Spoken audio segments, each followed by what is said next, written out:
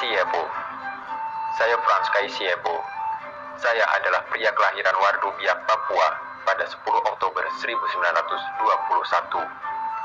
Saya punya jasa besar, khususnya terhadap kehidupan masyarakat di Papua, sebab saya pernah menyandang status sebagai Gubernur Papua keempat. Saya jugalah yang berada di belakang asal-usul nama Irian. Jasa lain yang masih diingat publik adalah keikutsertaan dalam konferensi Malino di tahun 1946. Saya memang sejak lama ikut serta dalam gerakan kemerdekaan Republik Indonesia. Saya sudah antusias, bahkan saat masih berusia belia, sempat suatu waktu sang pendiri PKII bernama Silas Papare ditangkap oleh Belanda. Saya kemudian bersama beberapa rekan berinisiatif untuk menyatukan wilayah Irian agar menjadi bagian dari Indonesia. Saya sangat anti dengan pemerintahan Belanda saat itu.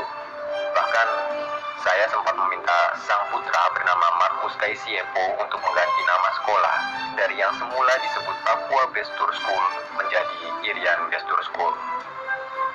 Menurut saya, nama Irian memiliki arti besar, terutama kaitannya dengan semangat persatuan masyarakat agar tidak mudah untuk takluk di tangan Belanda. Saya dan beberapa teman sangat antusias menjelang Presiden memproklamirkan kemerdekaan Indonesia.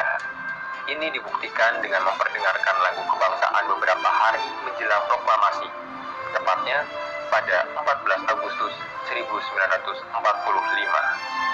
Saya juga merupakan salah satu dari pahlawan Trikora atau Tiga Komando Rakyat. Saya berjasa di dalam pembentukan Partai Indonesia Merdeka pada 10 Juli 1946. Yang menjabat sebagai ketua saat itu adalah Lukas Rumkopot.